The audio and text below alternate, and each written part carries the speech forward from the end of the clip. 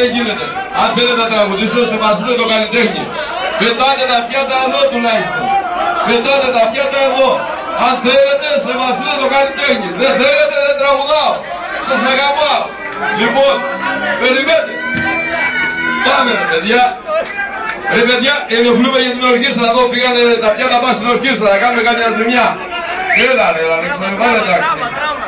Θέλετε να τραγουδήσω. Με γουστάρετε. Λέγε, με γουστάρετε.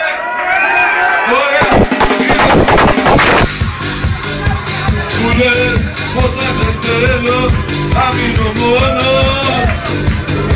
Για σένα πρέπει να γίνω όλος μόνος. Και πρέπει να χρειαστεί και να σκοτώσω τον έρωτα που έχουμε να σώσω. Όχι το παιδί